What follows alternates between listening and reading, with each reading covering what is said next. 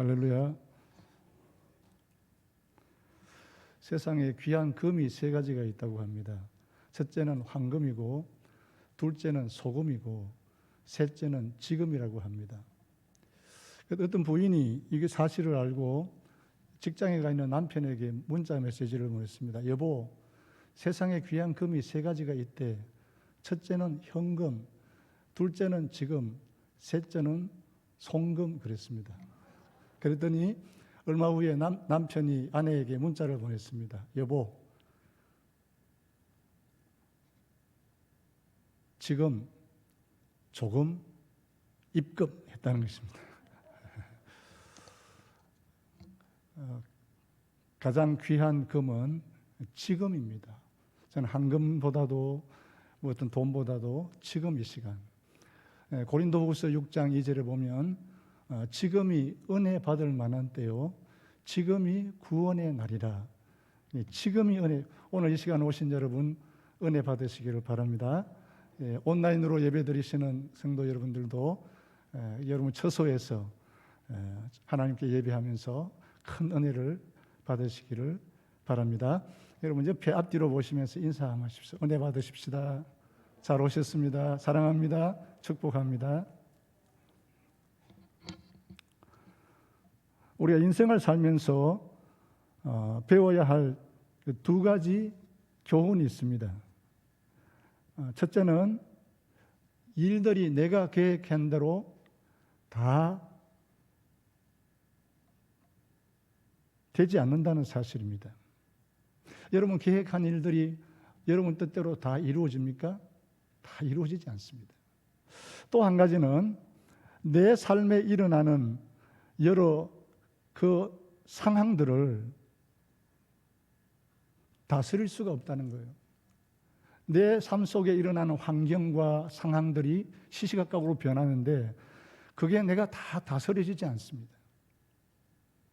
요셉의 삶을 보면 요셉은 정말로 성공자입니다. 그는 어떤 상황이었습니까? 그는 형들에게 미움을 받아서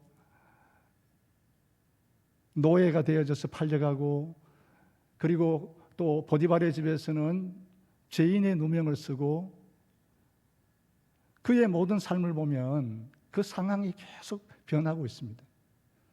그럼에도 불구하고 오늘 성경을 보시면 요셉은 하나님이 함께 하심으로 형통했다고 말합니다. 형통이라고 하는 말은 성공이라는 단어입니다. 어떻게 요셉이 애굽의 제2인자의 자리에까지 올라갑니까? 국무총리가 됩니까? 그것은 요셉의 성품이었습니다. 요셉은 옳은 선택을 했습니다.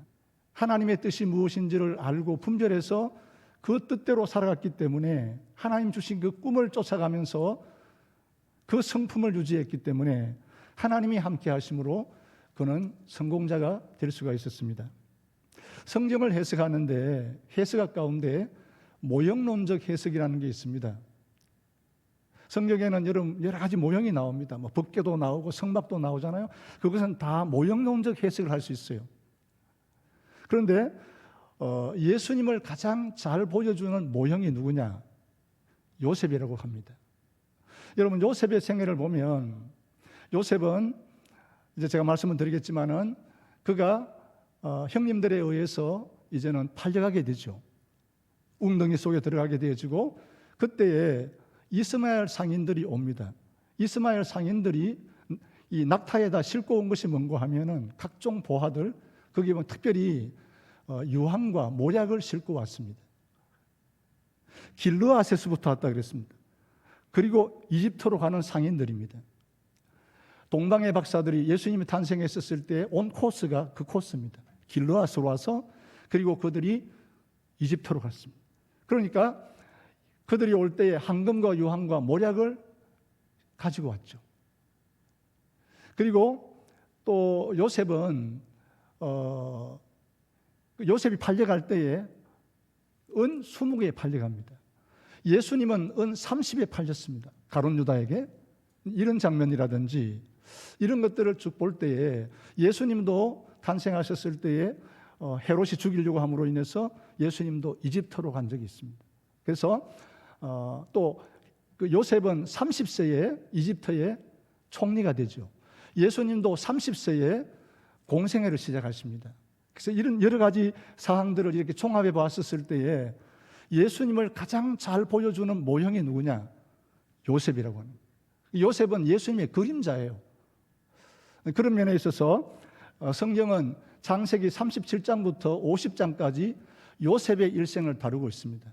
38장은 유다에 관한 장이지만은 37장부터 50장까지는 근 13장 정도는 요셉의 일생을 다루고 있습니다. 창세기에서 이만큼 할애해가지고 다뤄준 사람이 없습니다. 요셉이 가장 많이 다루게 되죠.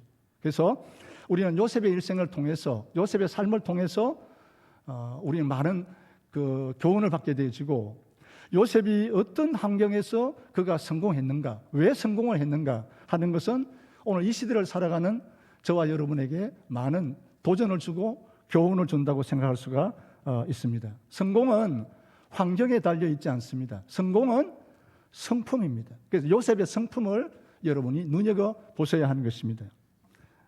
요셉의 환경을 보면 요셉은 첫 번째, 그는 가정에서부터 미움을 당하고 배척을 받습니다. 창세기 37장 4절에 보면 그의 형들이 아버지가 형들보다도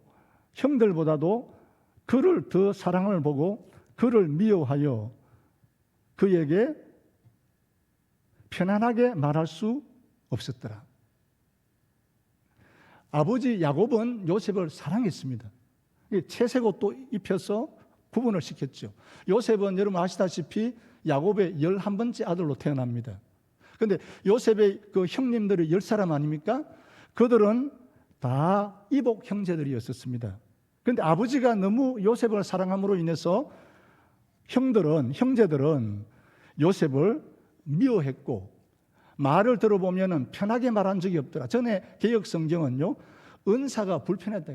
말 한마디 한마디가 가시돋친 말을 하게 되지고 요셉을 공격했다는 말씀이 되겠습니다. 정오했다는 말이죠. 좋아하지 않았습니다. 형들은 요셉을 친절하게 대하지를 않았습니다. 37장 20절을 보면, 자, 그를 죽여 한 구덩이에 던지고 우리가 말하기를 악한 짐승이 그를 잡아먹었다 하자. 그의 꿈이 어떻게 되는지를 우리가 볼 것이니라 하는지라. 하루는 요셉을 위해서 음모를 꾸미게 되어집니다. 아버지 야곱은 그 형들이 세겜에 가서 양을 치고 있었을 때에 야곱이 요셉을 보내게 됩니다. 심부름을 보내게 되죠. 형들이 잘 있는지 가서 보고 오느라. 왜 야곱이 요셉을 그곳으로 보내는가 하니까, 이 세겜이라고 하는 곳은 야곱이 그 바단 아람의 에잠손 집에서 이제 금이 한양에서 돌아올 때에 한 사건이 일어났었죠. 세겜에서 어떤 일이 있었습니까? 요셉의 누나인 디나가 세겜 땅에 나가서 강간을 당했습니다. 그래서 형제 두 사람이 할례를 시키고 할례 받고 있는 그 세겜 땅에 있는 남자들을 다 죽여버렸어요. 그러니까 야곱이 생각했었을 때에 그곳에서 끔찍한 살인 사건도 있었고 간음 사건이 있었기 때문에 자기 아들들이 양을 치러 그곳에 갔었을 때에 늘 불안한 거예요. 혹시나 보복을 당하지 않을까? 그래서 가장 사랑하는 요셉은 아버지가 사랑해서 보내지 않아요. 그러나 그를 보내요. 이 점에 있어서 모형론적으로 얘기하면 예수님은 하나님이 가장 사랑하시는 독생자 아들이세요. 그런데 아버지 하나님께서 독생자 하나밖에 없는 가장 사랑하는 아들 예수님을 이 땅에 보내세요. 이 땅에 오셔서 예수님은 아무 죄 없으신 그분이 우리 죄를 위해서 십자가에 달려 돌아가세요. 요셉도 마찬가지죠. 아버지가 가장 사랑하는 아들이에요. 가장 사랑하는 아들을 세겜으로 보내요. 사실은 세겜으로 보냈었을 때에 그 형들은요, 도단이라고 하는 곳으로 가서 자리를 옮겼어요. 그래서 요셉이 왔을 때에 그들은 계획을 세워요. 저 꿈꾸는 자가 온다. 이번에 죽여버리자. 그래서 의논을 해요. 형, 가장 장남인 르우벤이 우리 죽이지는 말자. 웅덩이를 파서 그곳에 던져버리자. 르우벤은요, 그를 살리고 싶었어요. 그런데 르우벤이 잠깐 자리를 비운 사이에 이스마엘 상인들이 와서 결국은 요셉을 다른 형들이 팔아버리죠. 그런 사건이 일어나게 돼요. 결국 무슨 말씀입니까?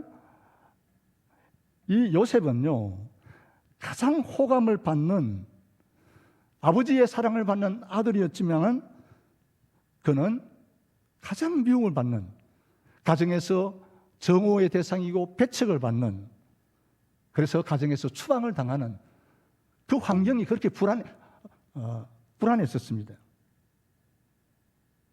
두 번째, 요셉은 이스마엘 상인들에게 팔려가서 이집트의 보디발이라고 하는 시대장 장군의 집에 들어가게 됩니다. 그곳에서 그는 유혹을 받고 중상을 당하게 되십니다. 노예로 팔려온 그 요셉, 충성을 다해서 일하는 그 보디발 장군의 집에서 총애를 받는 사람이었지만은 보디발의 아내는 요셉을 유혹했습니다. 39장 7절과 10절을 보시면 그 후에 그 주인의 아내가 요셉에게 눈짓하다가 동침하기를 청하니 여인이 날마다 요셉에게 청하였으나 요셉이 듣지 아니하여 동침하지 아니할 뿐더러 함께 있지도 아니하니라. 요셉은 거절했지만은 그 여인은 매일 간청했습니다. 지금부터 4,000년 전에 직장에서 성희롱 사건이 바로 이곳에서 일어났습니다. 그것도 남자가 여인에게 한 것이 아니라 여자가 남자를 유혹하는 사건이 4,000년 전에 있었습니다. 그러나 요셉은 거절했습니다. 자신의 위치를 잘 지켰습니다. 그러다가 이런 일이 일어났습니다. 그 여인이 정욕에 불타서 요셉의 옷을 붙잡았습니다. 요셉은 뿌리치고 도망을 가다가 외투가 벗겨져 버렸습니다. 외투를 잃어버렸지만은 요셉은 자기 자신을 지켰습니다. 그러니까 요셉은요, 점점 낮은 자리로 떨어지는 거예요. 가정에서는 배척을 당하고 직장에서는 중상을 당하고 모략을 당해서 그는 또 감옥으로 들어가게 되어지는 것입니다. 여러분, 요셉은 감옥에 들어가서 바로왕의 떡을 맡은 신하와 술을 맡은 관원장이 들어왔습니다. 이 사람 다 꿈을 꿨어요. 요셉이 꿈 해석을 해줘요. 그런데 떡을 맡은 그 관원장은 결국은 죽임을 당했고 사형을 당했고, 술을 맡은 관원은 복직이 이루어집니다. 이때 요셉이 그 사람에게 이렇게 얘기를 했습니다. 창세기 40장 14절 23절에 보면 당신이 잘 되시거든 나를 생각하고 내게 은혜를 베풀어 내 사정을 바로에게 아뢰어 이 집에서 나를 건져 주소서. 23절, 술 맡은 관원장이 요셉을 기억지 못하고 그를 잊어버렸더라.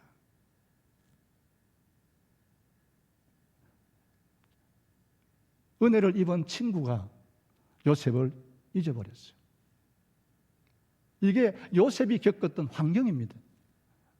환경에 대해서 우리가 배워야 될 점이 바로 이 점입니다. 때때로 질투하는 사람들이 우리를 해하려고 할 것입니다. 부도덕한 사람들이 우리를 유혹할 것입니다. 야망이 있는 사람들이 우리를 사용하고자 할 것입니다. 그러나 이런 가운데서도 성공할 수가 있습니다. 이 불행한 환경, 이 상황, 성공할 수 없는 이런 환경에서도 요셉은 성공했습니다. 그 구절이 39장 23절입니다. 다시 한번 보시기 바랍니다. 간수장은 그의 손에 맡긴 것을 무엇이든지 살펴보지 아니하였으니 이는 여호와께서 요셉과 함께 하심이라. 여호와께서 그의 범사에 형통하게 하셨더라. 여호와께서 함께 하셨다는 말이 39장에 3번 나옵니다. 여호와께서 함께 하시니까 요셉이 형통한 사람이 되었더라. 하나님이 함께 하시니까 요셉이 성공한 사람이 될 수가 있었습니다. 성품입니다. 환경이 아니라, 상황이 아니라, 내 환경, 내가 처한 모든 상황이 아무리 나쁘다 할지라도 하나님은 우리의 중심을 보시고 우리의 성품을 보십니다. 그래서 하나님이 함께 하시면 어떤 상황 가운데서도, 어떤 환경에서도 성공할 수가 있는 것입니다. 환경이 나를 거스릴 때에 나는 무엇을 해야 하겠습니까? 요셉이 이런 거칠은 환경 속에서, 이런 상황 가운데서 요셉의 성품이 무엇이었습니까? 하나님이 어떤 성품을 보셨기 때문에 함께 하셔서 그를 성공자가 되게 하셨습니까? 3가지입니다. 첫째, 요셉은 책임을 완수했습니다. 성경은 요셉을 믿을 수 있는, 신뢰할 수 있는 사람이라고 쓰고 있습니다. 요셉은요, 보디발의 집에 가든지 감옥에 들어가든지 아니면 바로가 불러서 가든지 간에 그에게 어떤 직분을 주어졌을 때에, 직무가 주어졌을 때에 그것을 최선을 다해서 책임을 완수한 사람입니다. 39장 6절을 한번 보시면 주인이 그 소유를 다 요셉의 손에 위탁하고 자기가 먹는 음식 외에는 간섭하지 아니하였더라. 요셉은 용무가 빼어나고 아름다웠더라. 그는 노예의 신분입니다. 그런데 보디발의 장군을 섬기고 있습니다. 그런데 보디발은요, 요셉에게 다 맡겼어요. 다 위탁하고 다 위임했습니다. 음식 외에는 모든 것을 다 맡겼습니다. 주인이 요셉을 완전히 믿었습니다. 그 이유가 무엇입니까? 성품입니다. 요셉은 비록 노예로 팔려와서 남의 집에서 종살이하고 있지만은 무슨 일을 맡겨주든 간에 최선을 다해서 완수했습니다. 39장 22절을 보시면 그가 모함을 당해서 이제 감옥에 들어갔잖아요. 간수장이 옥중 제수를 다 요셉의 손에 맡김으로 그 재반 사물을 요셉이 처리하고 간수장이 그의 손에 맡긴 것을 무엇이든지 살펴보지 아니하였으니 이는 여호와께서 요셉과 함께 하심이라. 여호와께서 그의 범사에 형통하게 하셨다. 감옥에 들어갔어도 감옥에 있는 간수장이 요셉의 손에 다 위임하고 다 맡겼어요. 요셉은요, 그곳에서도 모든 일들을 맡아서 지혜롭게 처리했습니다. 무슨 말씀입니까? 어디에 가든지 요셉은 신뢰 대상입니다. 믿었습니다. 맡기고 아무 걱정도 하지 않습니다. 요셉이 모든 것을 잘 돌보았습니다. 그는 정말로 놀라운 사람입니다. 감옥에 갇힌 후에 얼마 후에 안 되어서 간수를 도와주는 조력자가 됩니다.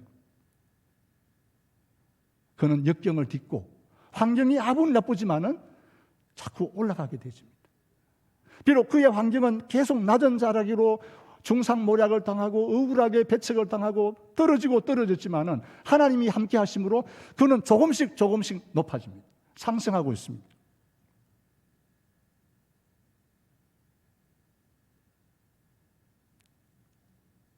그는 책임을 감당하는 사람이었습니다. 믿을 만한 사람이었습니다. 여러분은 직장에서, 일터에서 최선을 다하십니까? 믿을 만한 사람들이십니까? 혹시 여러분들은 누명을 받을 수도 있고 억울한 일을 당할 수 있다 하지만은 그러나 개의치 아니하고 내게 맡겨준 책임을 다 감당하십니까? 교회도 마찬가지입니다. 여러분에게 주어진 직분, 하나님께 주신 은사, 사명, 맡은 자에게 간절히 구하는 것은 충성입니다. 하나님은요, 우리의 충성을 보고 계십니다. 옥중에서 최선을 다하는 그 요셉을 위해서 하나님께서는 애굽의 제2인 자리로 높여주는 그런 계기가 되었었습니다. 창세기 41장 38절을 이렇게 말씀합니다. 바로가 그 신하들에게 이르되 이와 같이 하나님의 영에 감동된 사람을 우리가 어찌 얻을 수 있으리요. 바로 임금이 요셉을 소개합니다. 어떻게 소개했습니까? 하나님의 영에 감동한 사람. 요셉은 어떤 사람이냐? 성령 충만한 사람이에요. 하나님의 영에 감동했다고 하는 말은 성령 충만한 사람이에요. 불신자의 입에서 요셉을 그렇게 평가했어요. 사랑하는 성도 여러분, 무엇을 하든지 간에 자신이 할 수 있는 최선을 다해서 일하시기를 바랍니다. 아무리 사소한 일이 할지라도, 작은 일이 할지라도 충성하시기를 바랍니다.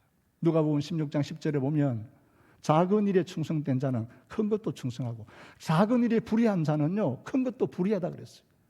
작은 일부터 하세요. 큰 것만 원하지 마시고 하나님께서 나를 어떤 자리에 어떤 환경에 두셨든 간에 최선을 다하십시오. 이게 바로 성공의 비결입니다. 다른 방법이 없습니다. 골로새서 3장 23절은 이렇게 말합니다.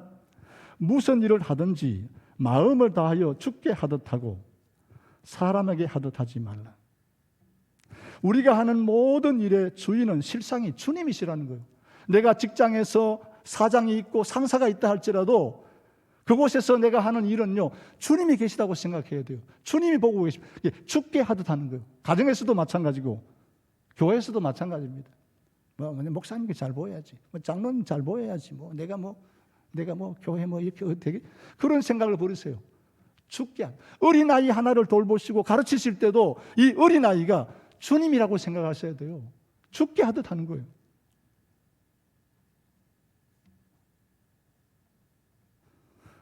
어떤 분들은 큰 일이 일어나기를 기다립니다. 그러면서 지금 하고 있는 작은 일들을 충성스럽게 하고 있지는 않습니다. 다시 말씀드립니다. 성령 충만한 분이 누굽니까? 하나님의 영에 감동되었다고 사람들이 나를 보면서 저 장로님, 저 권사님, 저 집사님은 정말로 성령 충만한 사람이야. 하나님의 영에 감동한 사람이야. 뭘 보고 알 수 있습니까? 충성입니다. 작은 일, 맡겨주는 일에 대해서 최선을 다하는 사람을 보고 그게 성령 충만한 사람이에요. 우리 성령 충만하다 그러면 무슨 여러분 위대한 일을 하려고 생각하지 마세요. 성령 충만한 사람은요, 하나님의 영의 인도함을 받는 사람들은요, 맡겨주는 일에 대해서 불평하지 않고 최선을 다하는 거예요. 하나님은 그 사람을 높여주세요. 귀히 보시는 거예요.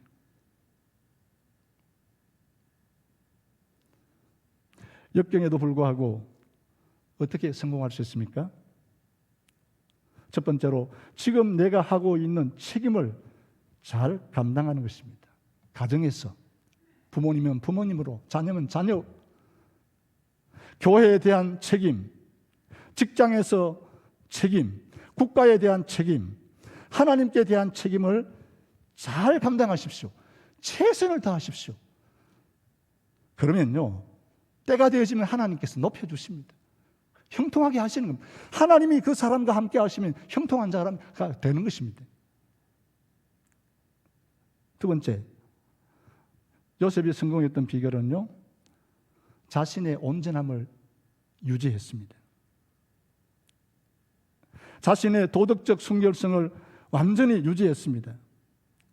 얼마나 순진했는지 다른 사람들이 그릇된 음모를 꾸밀 정도로 그런 순결한 사람. 보디발의 아내가 얼마나 유혹합니까? 그러나 요셉은 자기의 순전을 지킵니다. 날마다 간청했습니다. 요셉의 마음속에서 얼마나 큰 갈등이 일어나겠습니까? 나는 노예야. 나는 이집트 사람이 아니야. 내가 잠깐 와가지고 이 집에 와가지고 내가 종살이하고 있는데 이 여자가 그러는데 한번 내 몸을 주지 그런 갈등이 안 있겠었어요? 성적인 유혹에 넘어가는 사람들이 다 그런 거예요. 한 번쯤 저 사람이 나를 그렇게 원하니까 내 한 번만 해주지. 그런 거 아니에요? 아마 요셉도 그런 갈등이 있었을 거예요. 그러나 그는 이런 여러 가지 유혹에 넘어가지 않았습니다. 끝까지 자기 자신을 지켰습니다. 요셉이 그 자신을 끝까지 지켰던 이유가 무엇입니까? 39장 8절과 9절을 보십시오. 요셉이 거절하여 자기 주인의 아내에게 이르되 나의 주인이 집안의 모든 소유를 간섭지 아니하고 다 내 손에 위탁하였으나 이 집에는 나보다 큰 이가 없으며 주인이 아무것도 내게 금하지 아니하였어도 금한 것은 당신뿐이오니 당신은 자기 아내임이라. 그런즉 내가 어찌 이 큰 악을 행하여 하나님께 죄를 지으리까. 요셉이 유혹을 이기고 자기 자신의 정조를 지켰던 이유가 무엇입니까? 두 가지예요. 보디발이라고 하는 장군이 자기를 그렇게 사랑해주고 자기를 믿고 모든 것을 다 맡겨주었기 때문에, 그래 맡겨주면서 이 아내는 금했기 때문에, 다른 사람들에게 대한 충성심 때문에, 또 한 가지는 무엇입니까? 하나님께 대해서 하나님에 대한 사랑 때문에. 내가 어떻게 이 죄를 지어서 하나님께 죄를 지을 수 있겠느냐고. 내가 죄를 질 때마다 나는 다른 사람에게 상처를 주는 거예요. 내가 내 온전함을 낮출 때마다 다른 사람에게 상처를 주는 것입니다. 다른 사람에 대한 충성과 하나님께 대한 사랑 때문에 그는 자기 자신의 온전함을 지킬 수 있었습니다. 사랑하는 성도 여러분, 우리가 세상에 살아가면서 많은 유혹이 있습니다. 직장에서, 일터에서. 그게 꼭 성적인 유혹만 있는 게 아니고 돈의 문제라든지 여러 가지 유혹이 우리에게 왔었을 때 거절할 수 있는 비결이 무엇입니까? 하나님을 생각하고. 하나님 다 보고 계시잖아요. 내가 하나님께 어떻게 죄를 지을 수 있어요? 그리고 나를 신뢰하고 나에게 이 일을 맡겨주신 그분의 사랑과 충성 때문에 그 모든 것을 거절하고 자기 자신의 온전함을 유지할 수가 있는 것입니다. 잠언 14장 32절에 이런 말씀이 있습니다. 악인은 그의 환난에 엎드려도 의인은 그 죽음에도 소망이 있느니라. 이 점을 항상 명심하시기를 바랍니다. 우리가 어떤 종류의 유혹을 배척할 때 때로는 그때에 좋지 않게 느껴질 때도 있습니다. 불행하게 느낄 수도 있습니다. 끔찍하게 느낄 수도 있습니다. 아마 요셉도 매일 보디발 장군의 아내로부터 이런 유혹을 받았을 때, 이 요청을 물리칠 때에 그런 갈등이 있었을 것입니다. 자꾸 거절하고 또 거절하다 보니까 이러다가 내가 손해를 보는 거 아니냐? 내가 이러다가 또 무슨 일을 만나지 않을까? 아마 그런 고민과 갈등을 했을 것입니다.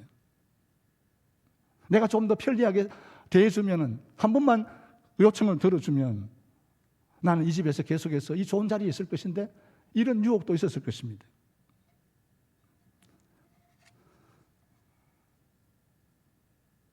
여러분, 요셉이 자기의 온전함을 지켰기 때문에 그가 어떻게 됐습니까?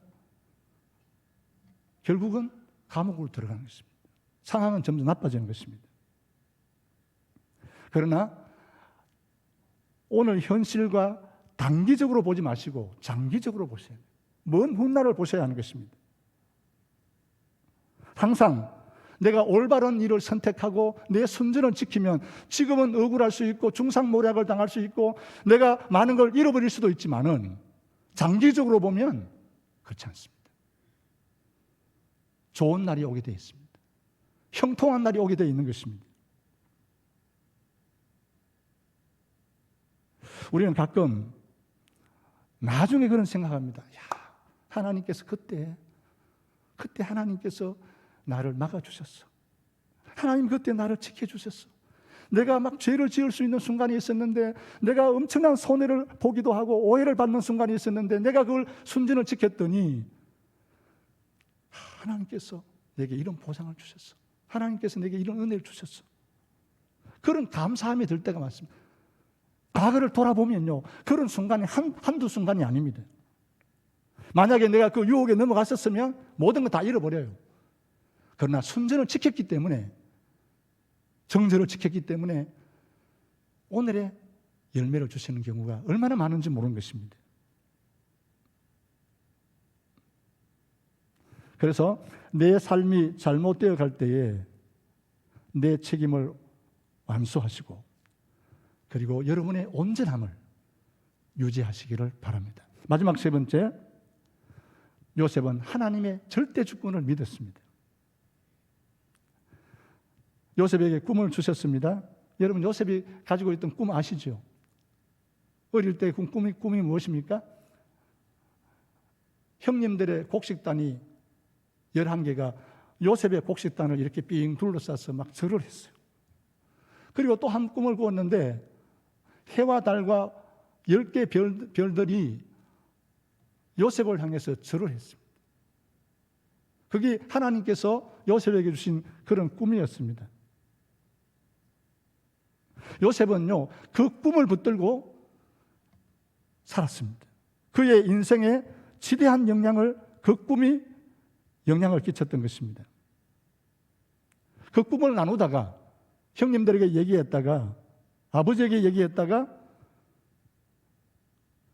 꿈꾸는 사람이라고 해서 가정에서 배척을 당하고 정오와 미움의 대상이 되고 쓴 마음을 갖게 되어진 일들이 있었지만은, 그러나 요셉은요, 하나님이 주신 그 꿈을 붙들고 미움을 받아도 배척을 당해도 그는 끝까지 30년 동안 하나님을 신뢰하면서 나아갔습니다. 이 기간 동안에 왜 이런 일들이 일어나는지를 하나님께서 요셉에게 설명해 주신 적이 없어요. 이런 일들이 일어나도 내가 다스리고 있으니까 안심하라고 하나님이 한 번도 말씀하신 적이 없어요. 요셉은 때로는 혼돈스럽고 무슨 일이 일어나는지를 알지를 못했습니다. 하나님의 사랑을 의심할 수 있는 그런 이유들이 한두 가지가 아니었었어요. 하나님 제게 꿈을 주셨는데 어찌하여 이런 일들이 일어납니까? 왜 하나님 설명해 주지 않습니까? 하나님 나를 버리셨습니까? 나도 하나님을 버릴까요? 이런 혼돈함이, 갈등이 그 마음에 얼마나 있었겠습니까? 그러나 요셉은 바로 왕의 꿈을 해석해 주고 애굽의 제2인자가 되었습니다. 앞으로 7년 동안 풍년이 오고 앞으로 7년간 흉년이 들 것을 바로가 꾼 꿈을 해석해 줌으로 인해서 요셉은 그 높은 자리에서 이 모든 일을 감당하는 최고의 자리로 올라가게 되어지는 것입니다. 요셉은요, 가정 총무로서 최선을 다했습니다. 그가 감옥에 들어가서도 그는 맡은 일을 최선을 다해서 감당했습니다. 그리고 그는 이집트에 가서 제2인 자리에 있으면서 맡겨준 그 자리에서 모든 일을 지혜롭게 감당해 나갑니다. 나중에 흉년이 왔을 때에 아버지도 온 가족들이 70명이 요셉에게 오게 되어진 겁니다. 그리고 드디어 하나님 주신 꿈이 이루어지는 것이죠. 형님들이 와서 다 절을 하고 엎드려 절을 하고 용서를 빌고, 그게 마지막 50장에 나오지 않습니까? 창세기 45장 7, 8절 아까 읽었습니다마는 하나님이 큰 구원으로 당신들의 생명을 보존하고 당신들의 후손을 세상에 두시려고 나를 당신들 앞서 보내셨나니, 그런즉 나를 이리로 보낸 이는 당신들이 아니요 하나님이시라. 하나님이 나를 바로의 아버지로 삼으시고 그의 온 집의 주를 삼으시며 애굽 온 땅의 통치자로 삼으셨다. 누가 하셨다고요? 하나님이. 나를 이리로 보내신 분은 형님들이 아닙니다. 형님들 나를 정오하고 미워하고 나를 죽이려고 했지만 형님들이 아닙니다. 하나님이 나를 이곳에 보내셨습니다. 하나님의 주권. 왜 하나님이 나를 보내셨느냐? 하나님이 나를 이곳에 보내신 이유는 나를 주로 삼기 위해서. 하나님이 그렇게 하셨습니다. 형님들 두려워하지 마십시오.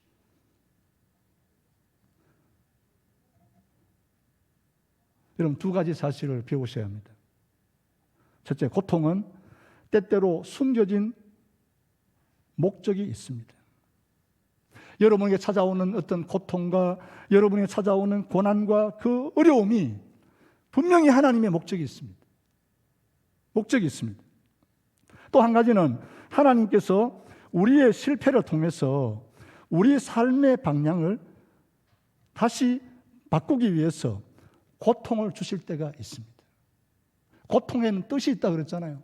하나님이 분명히 나에게 고난과 어려움과 고통을 주셨을 때에는 하나님의 목적이 있고 하나님의 뜻이 있는 겁니다. 때가 되어지면 이루어지는 겁니다.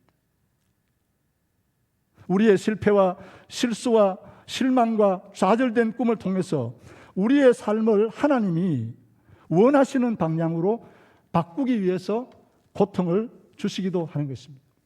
여러분 살아오시면서 여러분에게 많은 고통과 아픔과 실패가 있지 않았습니까? 저도 마찬가지고 평탄한 길만 걸어온 게 아니에요. 누구든지 그 아픔을 통해서, 고통을 통해서 하나님이 세우신 목적에 도달하게 하시고 이루어 주시는 것입니다.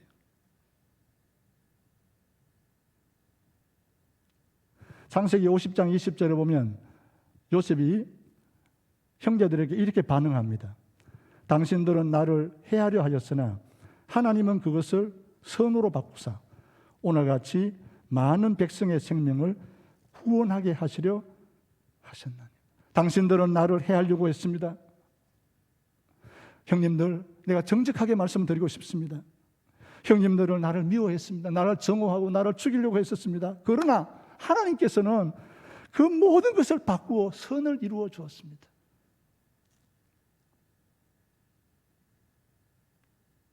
하나님의 계획이 있으신 것입니다. 하나님의 계획은요, 내 문제보다도 큰 것입니다. 훨씬 큰 것입니다. 여러분, 살아오시면서 너무 여러분, 나는 희생자야, 나는 패배자야, 그렇게 생각하지 마십시오. 내가 희생자라고 생각하면 정말 희생자입니다. 내가 패배자라고 생각하면 여러분 패배자입니다. 여러분 승리자입니다. 하나님이 나와 함께 하시고 예수 그리스도 안에서는 패배자가 없습니다. 희생자가 없습니다. 하나님은 내 고통과 내 아픔과 실패와 내 실수를 통해서 그것을 선으로 바꾸시는 분이십니다. 로마서 8장 28절에 하나님을 사랑하는 자, 곧 그의 뜻대로 부르심을 입은 자들에게는 모든 것이 합력해서 뭘 이루신다고요? 선을 이루십니다. 여러분 하나님 사랑하시죠? 하나님의 뜻대로 부르심 받은 분들이죠. 그렇다고 하면 여러분의 어떤 상황이라도 하나님이 그것을 바꾸어 선을 이루어 주실 줄로 믿습니다. 하나님의 주권을 믿으시기 바랍니다. 하나님은 살아계셔요. 하나님이 못하실 일이 뭐가 있어요? 하나님 뭘 못 바꾸신다는 얘기예요. 요셉은요 계속 뒤에 가서 그런 얘기해요. 나는 죽으나 하나님이 살아계십니다. 하나님께서 우리 민족을 약속의 땅으로 이끌어 주실 것입니다. 나는 죽습니다. 그러나 하나님은 살아계셔서 하나님 인도하실 것입니다. 하나님의 주권을 믿어요. 자기는 죽어요. 자기는 모든 일이 끝나요. 그러나 하나님은 살아계셔서 하나님의 약속하신 그 비전, 꿈, 가나안 땅에 들어가게 해주신다는 거예요. 하나님이 하신다는 거예요.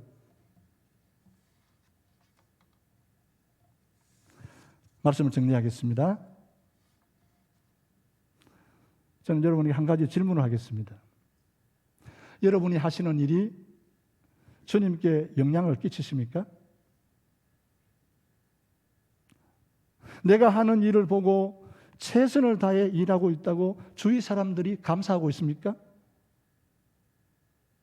그렇게 하는 것을 보니 우리하고 다르다. 하나님의 영이 함께하는 사람이네요. 라고 세상 사람들이 여러분을 인정하십니까?